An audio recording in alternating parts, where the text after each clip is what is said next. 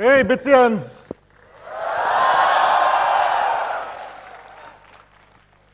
Well, I'm standing in front of you to take you through a jungle of Indian crafts. Now, why do I call it a jungle? Jungle because it's beautiful. Jungle because it's natural. Jungle because it needs to be preserved and sustained. Next slide, please.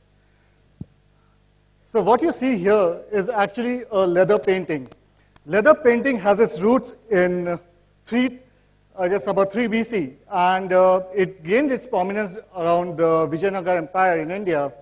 And this particular painting has been done by an artisan in Nirmalakunta, which is in Andhra Pradesh. Hold on, please. Thank you. So I'm going to talk a little bit about, I'm going to take you through 2 different craft forms and tell you more about it, and then get into the problems that these artisans are facing in the country as of now. So this painting has been created, as I told you, by an artisan called Thiru, and he has a family of 5. His father, his grandfather, and his great-grandfather were in the leather painting business. His grandfather actually leather painting gets its history from leather puppetry, where the artisans used to take these leather puppets and go from village to village depicting the Ramayana and Mahabharata. And that's how it gained prominence, but over the period of time, this craft form died because new media of like theater, television came into prominence. But then these artisans got into the new forms to take this art from, like leather paintings, leather lamps, and other forms. So this is one of those particular leather paintings, and his uncle is a national award winner. Next slide, please. Now, what you see on the screen behind me is another form called wood marquetry or wood inlay. If any of you have been to the Mysore Palace, you can actually see the walls of the Mysore Palace with ivory inlay work. So wood marquetry and wood inlay are a little different. As in wood marquetry, what you do is actually carve out different pieces of wood of different color and stick them together to form the picture. Carve out a piece of wood and then stick something in between them. So as you can see in this particular slide, we have about 5 different pictures wherein the artisan actually sketches out the picture in a piece of paper, then sticks them on different colored wood, carves them out, and then sticks them together to form a beautiful picture, which I can show in the next slide. So this, what you see behind me, is actually been created by sticking different pieces of wood together to form a village scene. And this particular piece takes about 8 days to create. Next slide, please. Just to give you some rough numbers, so this is the market of Indian handicrafts, which has been growing over the last couple of years. 2009 was a sad year, mainly because of the recession, but it has bounced back in 2010. So overall, the Indian handicraft market is close to about 20,000 crores. And these numbers are only the export numbers. Nobody knows what is the sale from the domestic, what is the domestic sale in the Indian market, mainly because of a couple of reasons. One, the fakes sold in Indian market, consumers not ready to buy these products because they don't know if those products are authentic.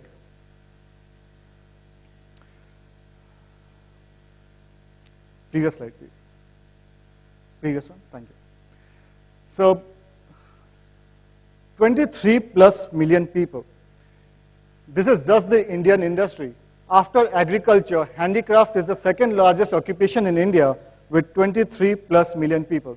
The plus is an important point here because nobody knows exactly what is the exact number. Some people say it's 23 million, some people say it's 40 million.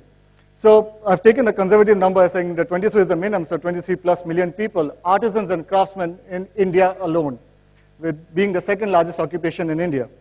What is happening to them? I'll take you through some of the opportunities and obstacles that we are facing in this particular industry. Diversity. Very important. And very important from the point of being Indian, because we ourselves are so diverse. If you just go to Rajasthan, you would see different craft forms just from Rajasthan, be it the leather carving works, be it the your leather carving and applique work, then you get your marble work from Jaipur, blue pottery from Udaipur. So these are just 4 very well-known craft forms just from Rajasthan itself. And you go deep down into other cities and other states, you find that there's humongous amount of craft forms available there. Just to give you an example, I'll take myself as an example. Who am I? I'm an artist. I love to paint. I'm a father. I'm a son to someone. I love to play football. I have some gray hairs too. So considering that, the reason I am able to mix with others because I find something common with the other person. And that is very true when we say that unity in diversity. That is because we unite with others. That is because we are so diverse. Talk about the next slide, please. Thanks.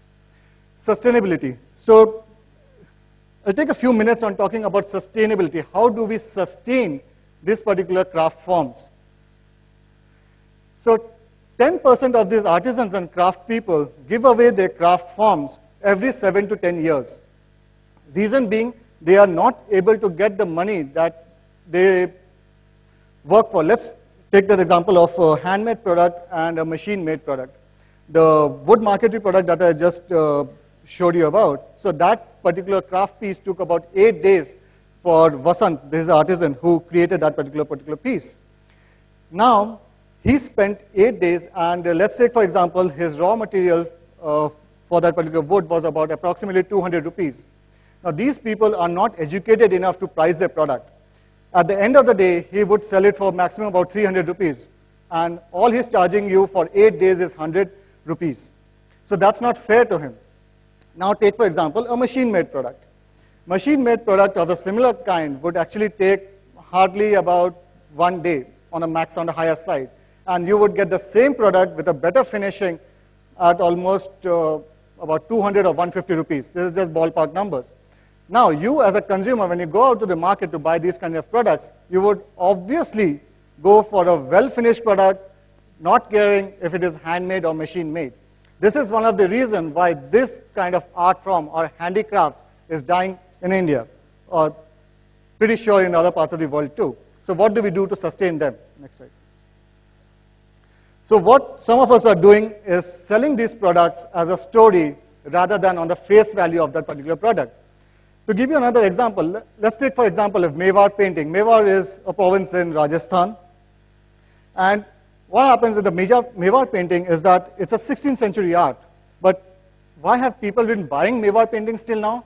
It's because it is vibrant. Rajasthan has very vibrant colors, and people like to use those vibrant colors on the white or beige wall. So what we are saying is that instead of buying a Mewar painting because it's vibrant and would look good on your white or beige wall, buy it because it's a 16th century art. Earlier it was done using ivory, and since ivory got banned, people started using camel bone and a single strand of squirrel hair taken from its neck because that's the hardest, miniature painted on silk with gold border. So what happens when you tell a story to a person? The intrinsic value of that product increases. The appreciator who is looking to buy that particular product appreciates the product more, makes an educated buy, and then makes a purchase. Next slide, please. The third part is to sustain it, is to buy authentic products. As I was telling about giving the example of buying handmade products versus machine-made products. So most of our artisans give away their job and get into other kinds of labor like construction, other things, because they are not able to sustain themselves.